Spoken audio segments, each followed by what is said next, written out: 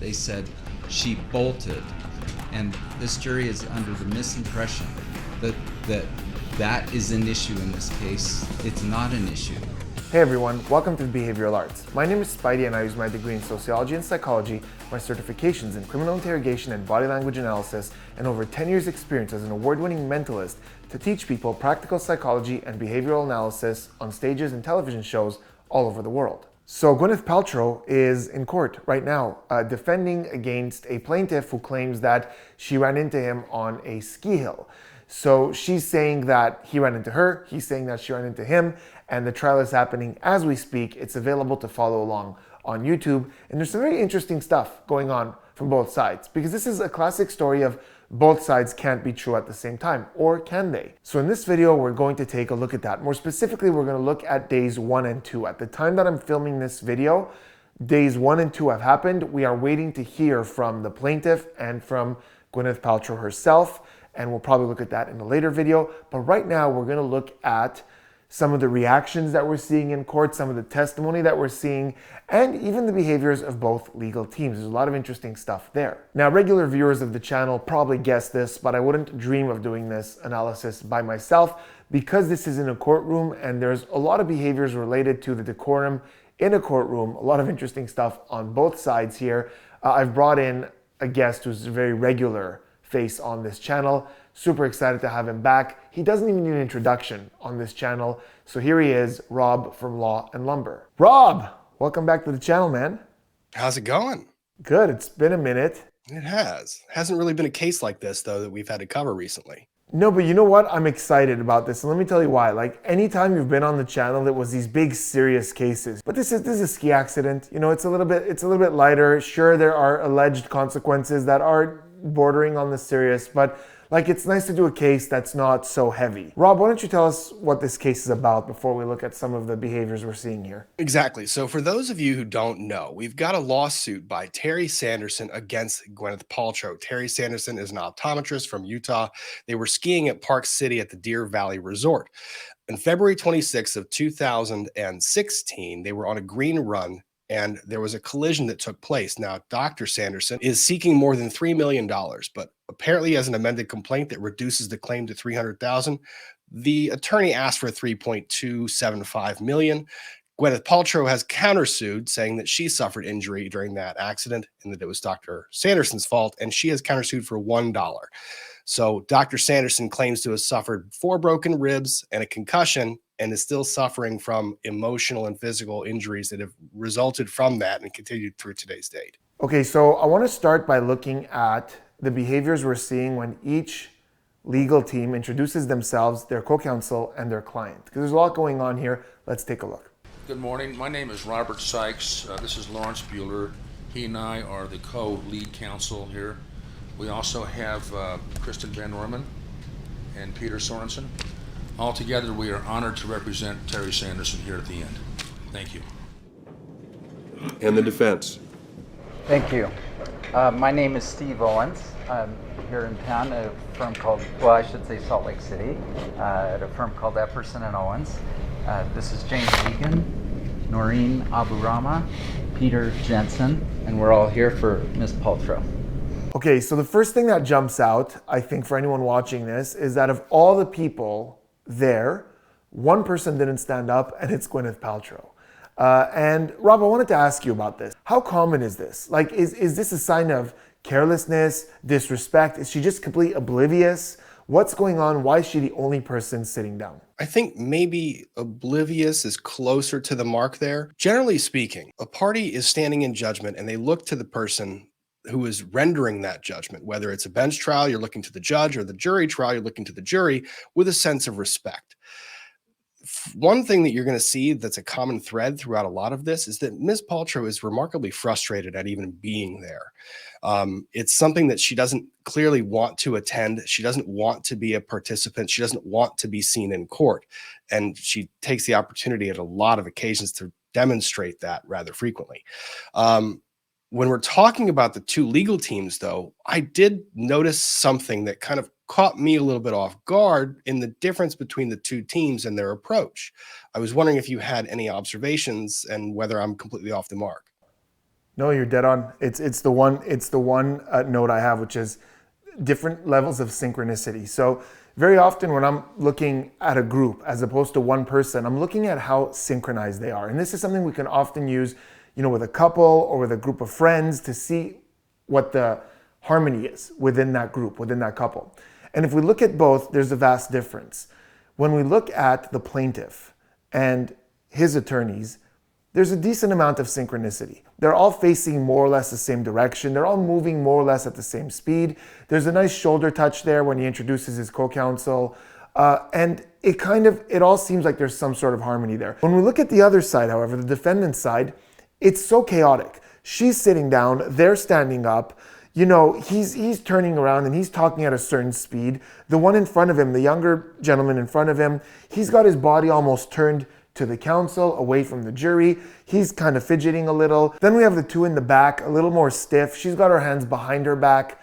Not much movement there. The gentleman in the back row, he's doing something called fig leafing. Both his hands are in front of him, blocking the very vulnerable, organs. As human beings, when we feel a little stressed or a little defensive, we tend to block the reproductive or vital organs because we know subconsciously that they're very vulnerable. So we're getting very different vibes here. So what does that tell me?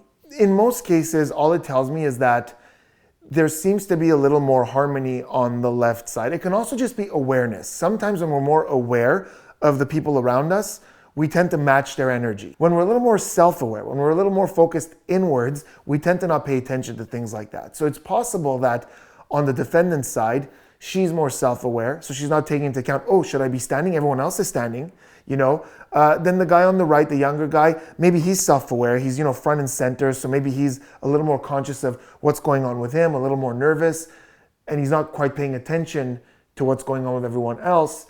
That's all it indicates to me, not much more than that. All right, now we're gonna tackle opening statements and most importantly, the reactions that we're getting from Gwyneth Paltrow. But before we do me a huge favor, hit that subscribe button, turn those notifications on for more behavioral analysis and practical psychology content.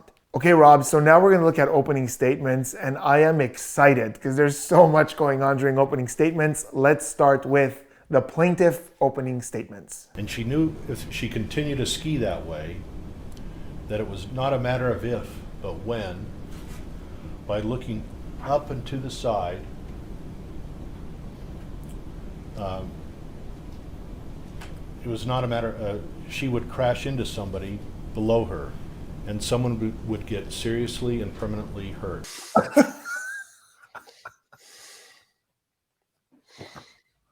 This is What? Rob, I feel like I could do a better job at opening statements, and I don't. this is why you do not script your opening statements.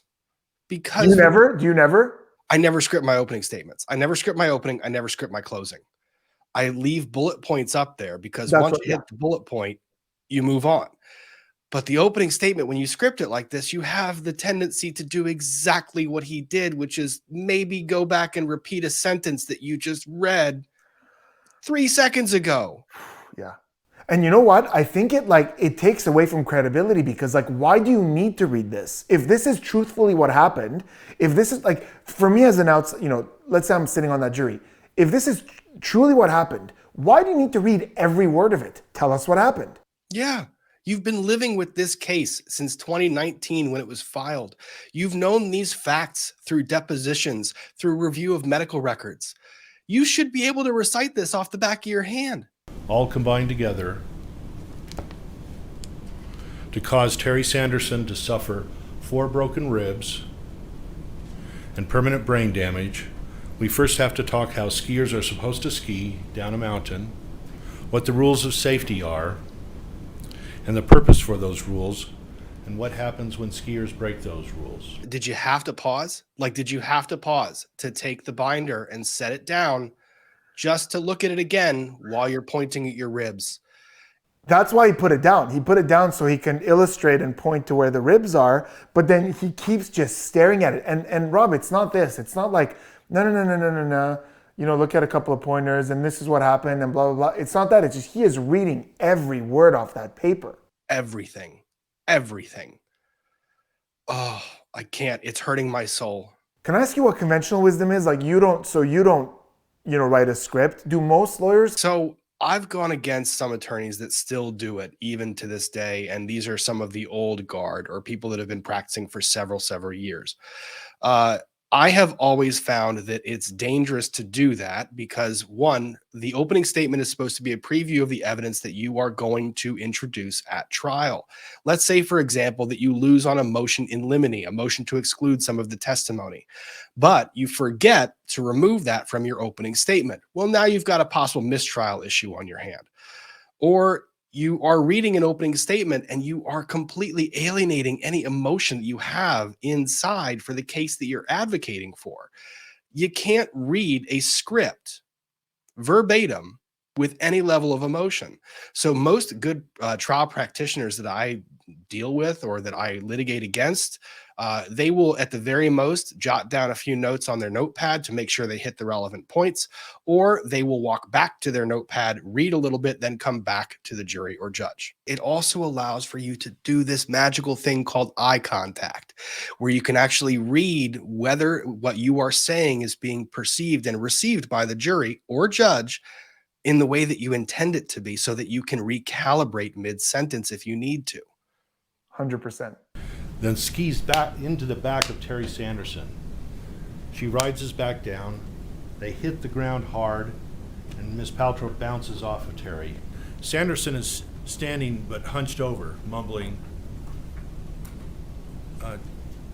And Ramon says, "Do you think you can ski?"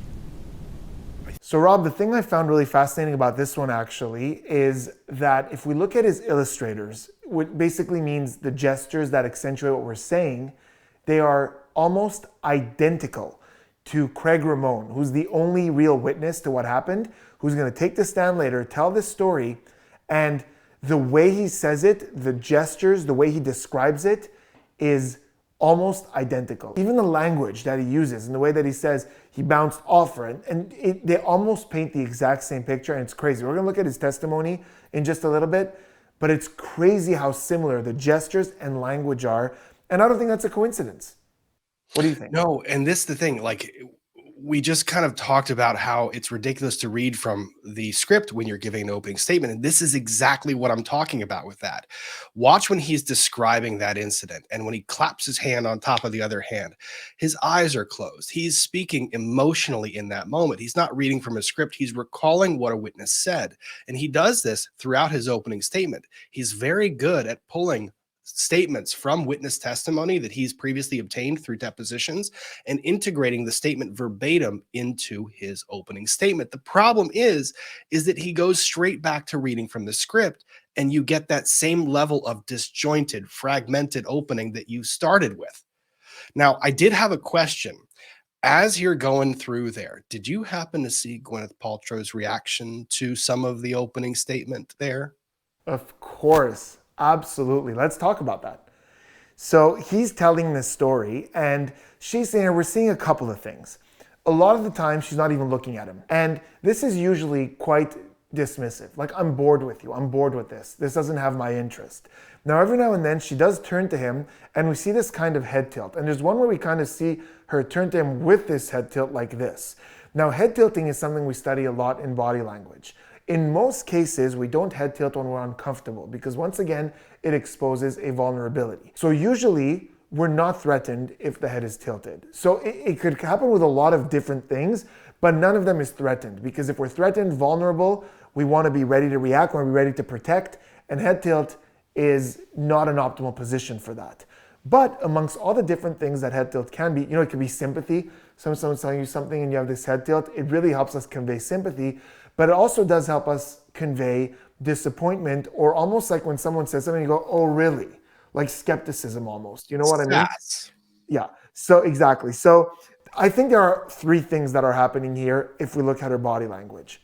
One of them is disinterest in this narrative. I think it's being so exaggerated, to her at the very least. What they're claiming that this man has gone through is so out there for her that she's just not interested in this narrative. It's like, this is kind of ridiculous. it's really being blown out of proportion. In her head, it was just a small ski accident. The second is, as I said, that kind of disappointment or skepticism in this narrative. Like when he goes to those bigger, bolder claims, like, brain damage and fracturing the ribs and all this stuff, kind of looking like, really? Are we really making these claims here? So do you see how that's consistent with that? Just kind of like, Yep. really type thing. And the third thing that I think we're seeing here is her being insulted as an actress. Like, think about it. As someone who has dedicated her life to memorizing script and then delivering that script emotionally, I think she's looking at this going like, Really? That's what you're doing? Yeah, I can see that. So there's a bit of like really about the story, but there's also like a bit of like really like, you're a lawyer, this is the best you got. She's like, I've got a couple people I could recommend to add to your legal team who could do this quite a bit better, who could sell this a little bit better. She's going like, I think you might have something of a decent script in there, but we need someone better to present this here. I think I might have had that exact same facial expression when we were monitoring the earlier clip. And now I'm worried about it. Yeah, exactly. She's doing what you're doing, which is like, seriously, this is all you got. This court has found that there was insufficient evidence to assert a hit and run. They didn't use the words hit and run, but they said she bolted. And this jury is under the misimpression that is an issue in this case. It's not an issue. That was ruled on summary judgment. All that remains is a negligence claim. So after the plaintiff's attorney gives their opening statement, there's a brief interlude, and the defense attorney asks for a brief 5-minute break so that he can address an issue with the court outside the presence of the jury. The thing about this one that frustrated me and made it a point that I wanted to talk about was Ms. Paltrow's general demeanor. I know that you don't want to be there. I know you don't want to be there. But when you stand up after that jury has left and you're facing the judge, take your hands out of your pocket. It's like scolding a teenager that is just acting in a way that is not befitting the court that you're appearing in front of. That said, there was an interesting bit of dialogue. There was a comment made about the bolting.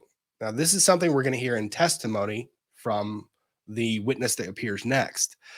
But she had a very visceral reaction to that. And Spidey, I was wondering if you caught that and if you had anything to add there. This is why I love collaborating with you, man. It's like you've got the law stuff and then you catch the things that are in my notes, which is her reaction to bolting. First of all, hands in the pocket. I agree. I wonder if for her it's kind of like she's saying to herself, and a lot of what we're seeing with the body language would back this up. She's saying, play vulnerable here. And if in movies, if she were to play vulnerable, we make ourselves smaller. So it could simply be her thinking that this is a way to convey innocence. It's possible. But I agree with you that it comes off as disrespectful. Again, you're in front of the judge. But yes, when it was said that she bolted, we see her head is down like this, and she just goes no like this with her head, and she mouths something. Now, whether that's wow or no, I didn't, or I would never, or something along those lines, hard to tell what it is, but it's along the lines of like, no, or like that didn't happen type thing. And this is a nonverbal resume statement. So resume statements are usually things that we say to build our character. And we see this very often in interrogation rooms when someone is trying to be perceived as innocent. And in this case, she's doing it non-verbally. The moment he suggests that she would have bolted, we're getting this non-verbal like, I would never do that. That's what we're seeing there. It's her trying to convey, again, we're talking about an Academy Award-winning actress here. So she has the capacity to convey a lot with gesture and with words. And I can't wait to see what's going to happen when she takes that stand. But in this case, I think she's just conveying like, I would never do something like that. Okay, now we're going to go to the opening statements of the defense. And Rob, there's a lot going on here. This is exciting. Let's jump in. I can tell you, we believe it to be utter BS. Objection, Your Honor. Argument. He's supposed to present what he's going to show, not argue it. We believe it to be. It's fair, isn't it? Oh, sustained. It is bordering on argument, counsel. Rob, in a court, would any of your colleagues, or has any lawyer you've ever observed, learned from, or seen say that a case is BS? Not the in courtroom. opening statements. Not in opening statements. There's a place to say that in argument. At the very end, after all the evidence is presented, you can then say how the jury should weigh the evidence they just heard. That is not where opening statements come into play. Opening statements are a preview of the evidence. You are not allowed to persuade the jury one direction or the other how they should view that evidence when it comes in. Saying that a claim is BS as your opening statement, objectionable right off the bat. And I think he expected that. This is also something that I wanted to ask you, and I wanted to see if you had caught on to this, because there's a trend with this attorney, and I wonder if you will catch it. There's something he does after objections, and I'm wondering if you saw it. You testing me like I didn't see the lip licking? Is that what we're talking about, Rob? Yeah. Yeah. Who are you talking to, bro? So first of all, yes, he did expect that objection, because when it happened, he had like this nod, like, yeah, that makes sense. That like it was coming. And then we see a lip lick. We see lip licking very often when there's an objection. So lip licking happens for a lot of reasons. So when we see the tongue come out and just lick the lips like this, there's a lot of reasons that might happen. But typically in a social situation, it's one of three things. The first is simply stress. When we're stressed, the mouth dries up, so this corrects that. The second one is grooming. When you lick your lips, it brings more color to the lips, it makes you more presentable. So the same way we might fix our appearance like this, fix our hair or something like that, this could be a grooming gesture. The third reason is called a tongue jut, and it's when we're expelling an unpleasant thought. So very often something might happen, you might see someone go like that. It's usually slower and often more pronounced. So it goes further out. It's not a small like this, it's more of a, and there's a bit of a tighter scrunching typically with that as well. So in this case, he was expecting the objection, and I think that was just a grooming gesture. He knows it's a bad look, and he's kind of just quickly like bringing that appearance up a little bit, because he knows, again, he took a bit of a hit. So it would be the same as like, you know, after this moment, after a confrontation, you might kind of fix your shirt like this, like everything's okay. I think it's a quick subconscious grooming gesture. Does that make sense? It makes sense, yeah. One other really quick note, right at the end when he turns to the judge and he says, "It's fair, isn't it?" We see a one-sided shoulder shrug. So it's the one shoulder that goes up as he says, "It's fair, isn't it?" And this is very common for him. Quite often, as he's talking, as he's illustrating, we see only one of his shoulders shrug like this. Now, typically, when we actually lack knowledge or lack information, or when we shrug legitimately, it's both shoulders go up. I don't know what else to say. I'm so sorry, I can't add anything to this. Usually both. When it's a lower confidence shrug that we're kind of doing a little more consciously, it tends to be one side. So I'm not saying for sure he's conscious of it. I believe it's part of his baseline that he often just says things like this. But subconsciously, we are used to seeing two shoulders go up when someone really doesn't know something. So I think subconsciously it might make certain people lack trust in him. Rob, did you find yourself at certain points feeling like you can't trust this guy? He gives off a very, I don't know if the word is smarmy. There's an impression you just get when you watch him argue any of the cases or any argument of evidence or argue his client's position. And there's something a little too slick about it. Would you trust this guy with your money? No. Okay, so that's what I'm saying. There's something about the way, also a lot of face touching in his baseline, and stressed, nervous people often go to the face, you know, all this kind of fidgeting. So he's got these things with the face touching, the lip licking, the one-sided shoulder shrug. And I think altogether subconsciously conveys to people, this isn't someone I can trust enormously. Let us know in the comments if for some reason while watching this attorney, you felt like there's something about him that you can't quite trust. You'll see there are a lot of ridiculous things, I think, about it. Objection, Your Honor, an argument. Sustained. So in that one, we almost saw the exact same thing again, right? We saw, and this time he was bracing himself for it because it's the same claim, calling it ridiculous, calling it BS, and he knows that they objected last time. He knows they're going to do it again. So almost as he's saying it, the eyes are closed. I think he's bracing himself for that. They say it again, and now we see another lip lick. Except for this time, it's a little more consistent with a tongue jut. Notice how it wasn't that quick like this. It went further like this, and in this case, it felt more like we're expelling something unpleasant. And it's almost like he was bracing himself for, oh, I knew it, and he just doesn't like the way this played out. I think that's the way I see that. Does that make sense? Oh yeah, the eye shot while it's coming, dead giveaway. Yeah. Brace yourself. Oh, it hit.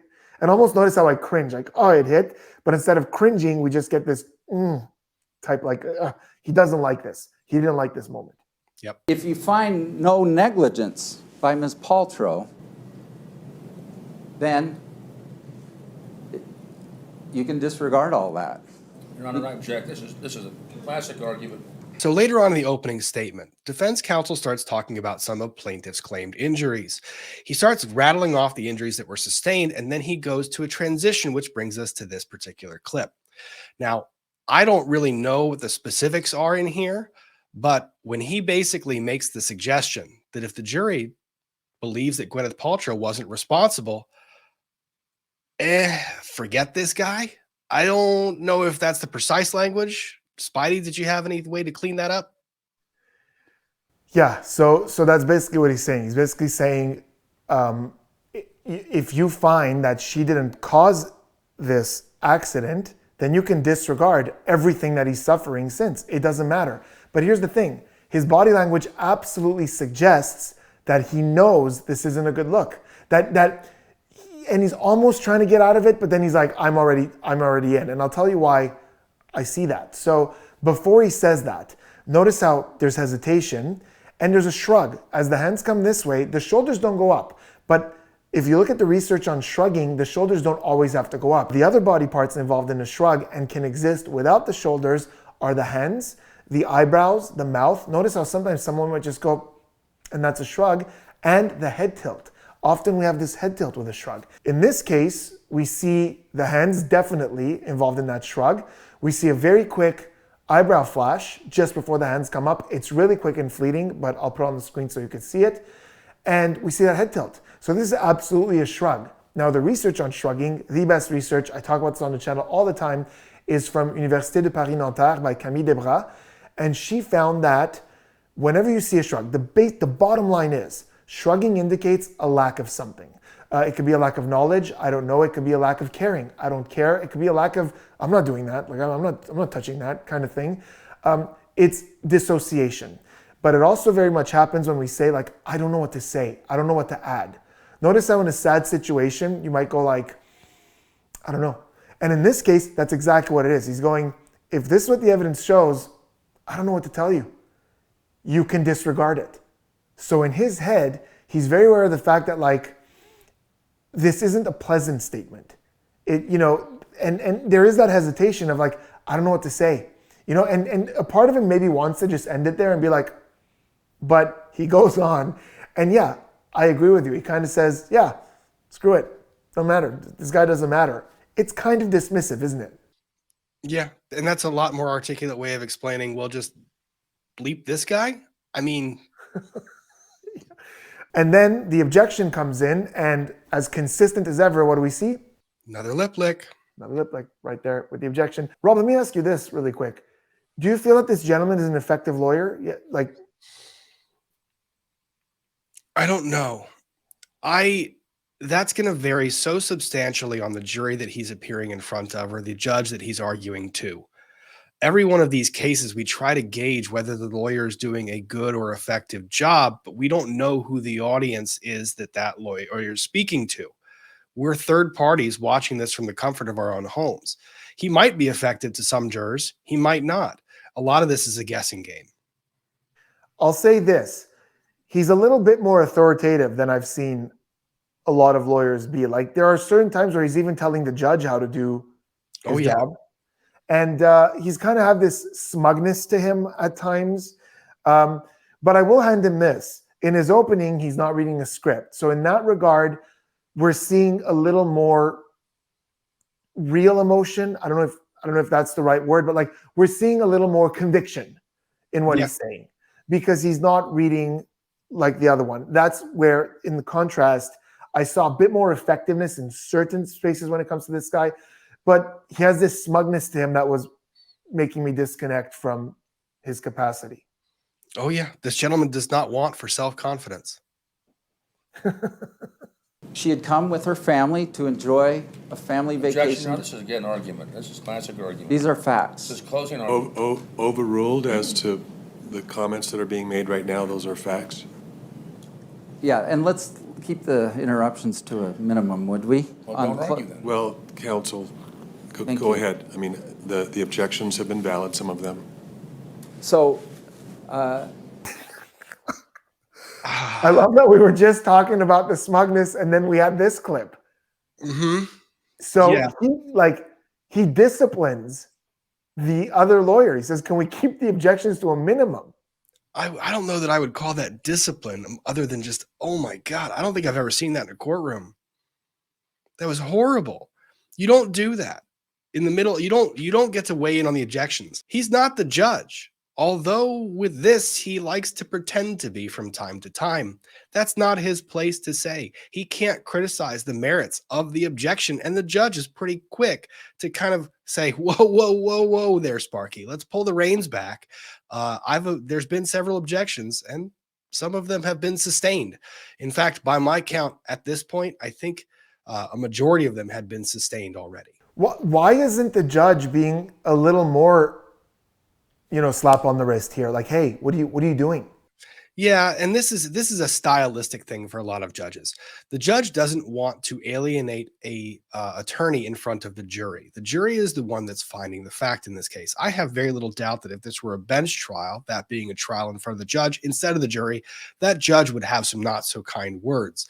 I've made the reference before that you're either bringing a checkbook or a toothbrush when you make comments like that. The checkbook is to pay a sanctions fine. The toothbrush is in case you really piss the judge off, you spend a night behind bars. I love that. Yeah, because I was like, why? I kind of feel like he's dancing on that line of being held in contempt. He really is, and he does it with such confidence and ego in doing it. I'm glad you brought that up. So with this objection, he wasn't expecting it. This one did catch him off guard, and more so, the distinction between this and the other ones is he believes this one is misplaced. Because what happened? The moment that objection came in, both his hands shot behind him, and this is exposing the ventral side. So the ventral side is our most vulnerable side. Again, when we're feeling defensive, things come in and we block this side. But the moment this objection came in, his hands shot behind him, and this kind of vibe, like what? Like when we're getting up in someone's face, our arms go next to us or behind us, like, I'm not scared of you, and that's what we see here. Hands go behind him and he goes, nope, I got this one. I got this one. Hands behind back, we also call this the regal stance. It is a quite confident kind of stature like this. It's don't draw near. Like, I don't want anyone near me, but I'm not lacking confidence either. So what you said earlier, he's got confidence. And in this case, it's spiking and especially because he follows up with that disciplinary, like, can we keep this to a minimum? I think in this moment, he thinks he's winning this. He's got this. This objection is very wrong. You made the observation of spiking, and I would call this spiking the football too soon, because he goes to celebrate and makes the lecture to counsel, and all of a sudden the judge is saying, no, rein it back in. she got taken out from behind. I mean, that's what happened. And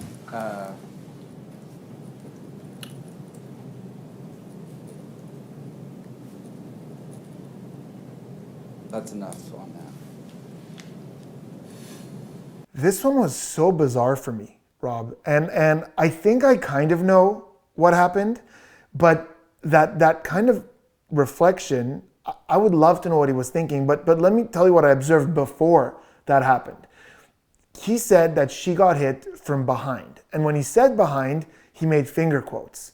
Now, I don't know if he mistakenly used them or doesn't quite know what finger quotes are used for, but finger quotes is what you do when it's sarcastic, like you're implying that something isn't true. So in his case, it would make sense if he used the finger quotes when he said, the plaintiff, that he was hit from behind. Like, that's not what happened. But in this case, he used it when he was talking about his client being hit from behind. And when you do the finger quotes, that suggests that that's not what happened. So I'm wondering, did he slip? Did he slip up that she wasn't hit from behind? That's why he's doing the finger quotes. And then that's why he just froze and he's like, oh, because in high stress, what's the response? Freeze, fight, or flight. We're seeing the freeze and then we're seeing the flight. That's exactly what that is. But what's the stressor? Is it that he realized this was wrong? I don't know, because this was a part of the argument or the statement. He says argument and statement. What's that? Synonymously. Um, but this is a part of the statement where he seems to get off track, and the air quotes come out of nowhere. They're really awkward. They don't match with anything else he's said during the entire opening. He really brings it out, and he does the weird, I don't know if it's a dolphin thing he does beforehand, then he does the air quotes, and then you see his brain go through almost a reboot. He sits there for the longest period of time that he ever goes without speaking and just says, well, then moving on from there. Well, no, my guy, you got to close the story here. You did the air quotes on the from behind. What's the rest of the narrative? Yeah. It was awkward. Yeah. And it's kind of like after the finger quotes, he goes, that's what happened. But then why'd you finger quote? It's so weird. I think either he realized that was the wrong place for that, and that's what he's hesitating. He's like, is there any way I can take that back? Do I apologize? Do I say, sorry, ladies and gentlemen, I misused finger quotes? And he's aware that the cameras are on, so we're all going to be watching this on YouTube. I think it was literally freeze, and then this sort of contemplation and flight. He knows something was wrong there. Yep, I don't disagree with you. Okay, to end things off, we're going to look at the witness, the one witness that saw this. Now, just to put everything on the table, this witness is a friend, acquaintance, whatever you want to call it, of the plaintiff. He was on that skiing trip with him. They met on a website, a meetup website, and they went as a group, and he's the one who saw the accident. And let's look at the body language here in some of this testimony. Lots of great stuff. He started a group there, and then you can sign up for this group. Anybody can sign up for say skiing or pottery or hiking, and then if somebody wants to go skiing one day, they'll say, for instance, we're going to be at Alta at 9 o'clock at this lift, and then anybody can go. And so okay, so Rob, I actually want to start this off with a lesson in baselining. Because for me, a huge thing that is so important is look at the way this person answers non-stressful questions leading up to the actual event and use that as a baseline to see if anything changes. So Rob, let's do this together. As you looked at this behavior, there's a couple of questions I'm going to ask you, and let's just make note of these things. First of all, in terms of animated, on a scale from 1 to 10, where 10 is like someone who really talks with their hands, all the way down to someone, like a 1 would be someone who's quite immobile. Watching this gentleman right here talk about how they met up for the ski trip, where would you place him on that scale? I'd probably say about a 3.5 out of 10. I think that's very fair. He's pretty still. He's got the one hand that illustrates every now and then up here. It kind of just, he says something, it accentuates like this. The other hand is rather still. This, by the way, is towards the more animated. There are times where he's answering other questions about his past and his life where he's barely moving. Okay, second. I don't know if you paid attention to this. Really testing you here. Eyebrows. Did we see a lot of movement in the eyebrows? So a lot of people talk with a lot of eyebrows. I'm one of those people. Some people talk and their eyebrows don't move. Scale from 1 to 10. Where did you notice where the eyebrows were? I'd say very rare, probably around 2. Not even a 2. I would put out like a 0.5, maybe a 1. He very rarely moves his eyebrows. That's important because it's a body part that I pay a lot of attention to. Okay, great. Where would you say his tone is? From high to low, where would you say his tone is? Very monotone. Not a whole lot of fluctuation. It's just very stable, low tone, methodical. Yep. So, good. Very stable and very low. That's important. We're going to look at some more clips before we get to the main story. Listen to that voice. He talks very low. He's down here. It's a very low, almost like a late night radio voice. Like it's a very low tone. Lovely. Okay. Last thing. This is the hardest one. So if you get this, sending you a star, a medal. What was his blink rate like? Was it a high blink rate or a low blink rate? Would I be wrong if I said that it kind of went up and down? No, that's exactly right. Oh my God, amazing. Dude, you're so fucking good at this. Okay, all right. It's exactly right. There are times where he's talking and it's pretty low, and then we get these bursts or these little flutters all of a sudden. So for baselining the blink rate, I'm kind of going to put that aside because they're happening randomly at moments that I can't identify why blink rate is going up. So within my baseline, I'm not going to pay too much attention to that because I don't know why it's fluctuating. So if at some point I said there's a steady, really high blink rate, I might get curious about it. but it's a very random blink rate. Dude, you nailed that.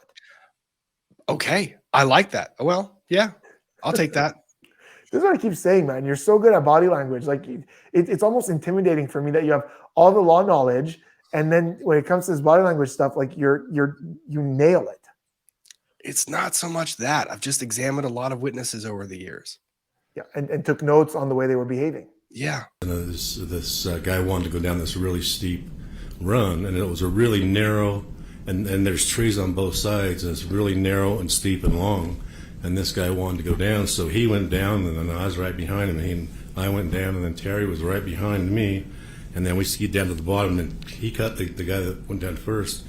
He stopped, and then I was right behind him, and Terry was right behind me. I didn't see him skiing, but he was on my tail. All right. So this is actually more baseline. He's still not talking about that day. I want to clarify that. He was being asked how good of a skier Terry is, and he was talking about a different occasion.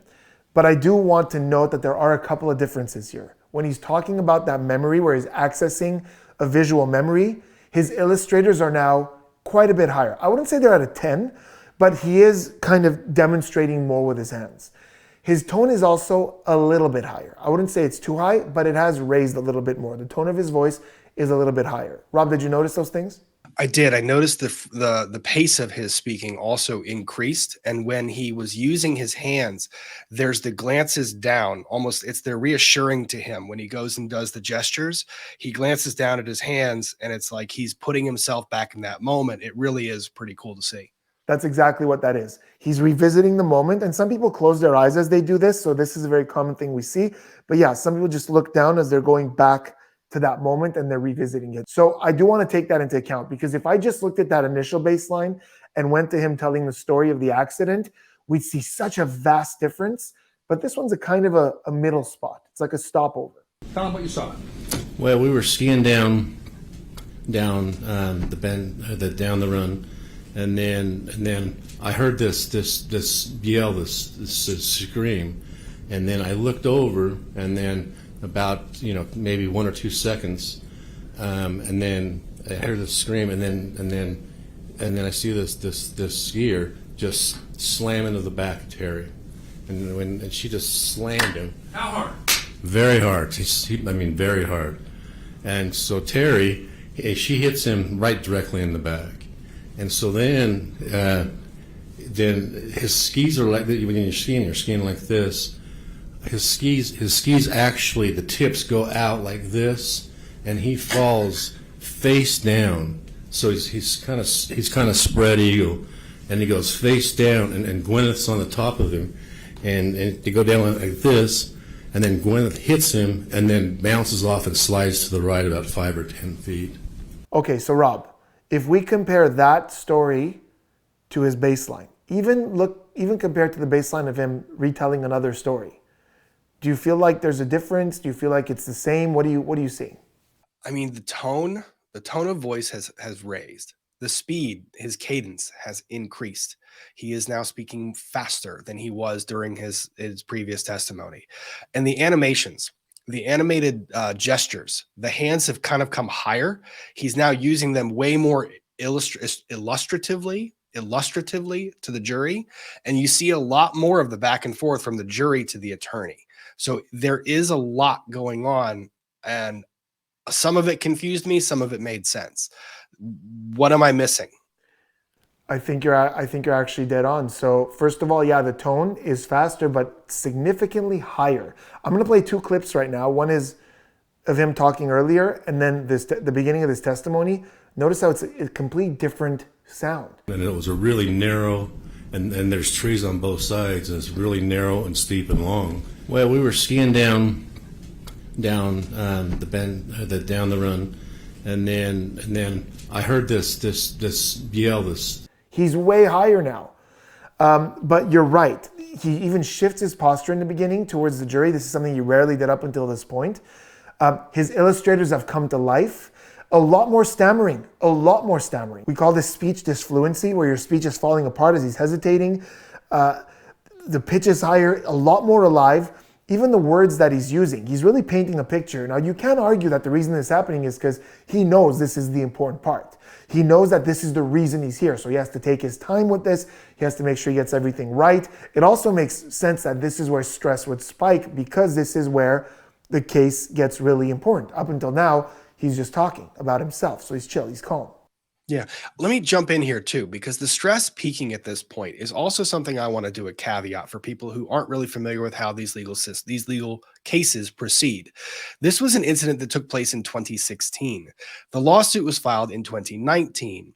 It is very likely that this individual has been deposed several times, depositions being when you sit down in front of a court reporter who transcribes what you're saying while being asked questions from the plaintiff's attorneys and the defendant's attorneys. And I can guarantee that hours of those depositions focused on these specific moments. So he has probably said this version of events or this narrative with a focus on this particular instance at least 15 to 20 times before testifying today.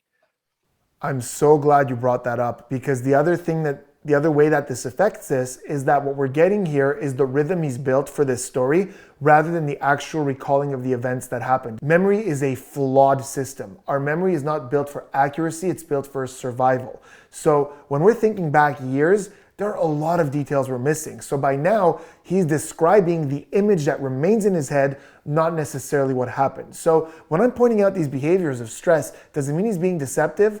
No. Let me tell you what I think he's being. I don't think he's outright lying about anything, but he's purposely describing things in a way that really builds an image that she smacked into him. The illustrators are helping him do this. Notice how he says in the back twice, that she hit him in the back. And one of them, he really emphasized it, in the back. When he's asked how hard it was, he says very hard. And this is very rare for him. We see those eyebrows flash. Now, eyebrow flashing is something we talk about a lot on the channel, and it basically comes down to this. It's one of three things. One is surprise, if something surprises me. Two is emphasis. And three is social connection, social approval, trying to get social approval. Like you see someone, you say, hi, I'm trying to socially connect. He leans into the mic and he says, very hard. I think this is emphasis, and I think it's trying to socially connect with the jury. So there's a lot going on here that shows me that there's a narrative here that he really wants to make sure he presents the right way. Exactly. And I want to focus on another thing that you had mentioned and we discussed earlier. So there, as a caveat, there's an exclusionary rule in these cases. So this witnesses and all witnesses are excluded from the courtroom during every part of the proceeding until they're brought in to testify, and then they are again excluded, which means that this witness was excluded during the opening statement. When you made reference to his testimony about hitting in the back, he used an illustrator. He used it rather emphatically, and it was the smacking of the hands. What I don't know if you caught or not, what there was a question from the attorney that came out, and it said, how hard? And then you hear a second clap, even louder. She just slammed him. How hard? Very hard. Very hard. And without even breaking stride, continues in the story. Based on that, it's clear to me that this is an illustrator that he has used or the attorney has used in previous instances of reciting this story, whether it's a deposition for the plaintiff or the defendant. This illustrator has been commonplace for him to use during this line of testimony, and the attorney did that and didn't throw him off that testimony at all. Brilliant observation. And it goes back to what we said earlier. In the opening statement, the attorney used this exact illustrator, that same bounce gesture, the word bounce. So many things were pretty much the exact same in these two retellings of the story. And to your point, it's almost like he's telling it with the lawyer. Like, you know how couples tell the story of how they met and they kind of tell it together and they've developed this rhythm for it? It's almost like it didn't throw him off because it's part of that narrative. Absolutely. So Rob, at the end of the day, we're going to do a follow-up next week once the actual plaintiff and the actual defendant take the stand. I think we're going to see some very interesting stuff there. But so far, just your gut, what do you think happened? Do you think, are you leaning one way or the other? I can see how this plays out where they both collide with each other. Having been on a ski slope so many times, there are instances where you really don't know who's the downhill skier and they both collide because you know what? They're both moving objects that are going downhill at the same time, turning in towards one another. So I can see how this could have played out under any number of circumstances. I think that the defense attorney might be adding points in the wrong column here. So I'm interested to see how the parties testify. The observation I've been making with this particular trial is my feeling is that this is going to come down to which one of them takes the stand, whether it's Ms. Paltrow or the good doctor, and whether the jury hates one or the other. So it's not about who's winning, it's about who's losing less. I think so. So Spidey, you're coming in this rather fresh, and I'm really curious. After seeing what we've seen, what are your thoughts? I agree with you 100%. I've been talking about this case a lot to people, and I've been saying, as someone who skis since I was a kid, when trying to explain to people who don't really ski, don't think of a ski accident like a car accident. Because with a car accident, two things are moving straight, more or less. Yes, someone could cut you off, there's a bit of swerving, but it's more or less two straight objects. Think of it more like trying to figure out who hit who with two bats flying. Because it's not, the trajectory isn't as clear, right? So these are both, from what they've described, intermediate to advanced skiers with some experience. So what's likely to be happening is that they're skiing like this, right? A beginner is skiing big S's like this. But during the case, they made a lot of points, very often, to make sure from the plaintiff's side that he wasn't snowplowing. He wasn't going slow. The reason they want to say this is because they don't want us to think that it's a possibility that he came from the side where she wouldn't have seen him.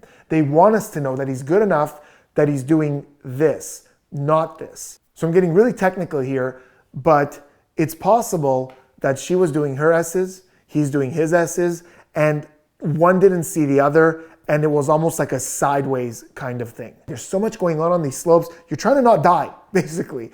Okay, that was it, and we haven't even gotten into the actual testimony of the plaintiff and the defendant yet. That's going to be coming up, and after it happens, we will film a part 2. I have a feeling we're going to see some really fun stuff with the body language there. Hope you enjoyed this video. Let me know what you thought in the comments, and I will see you on the next one.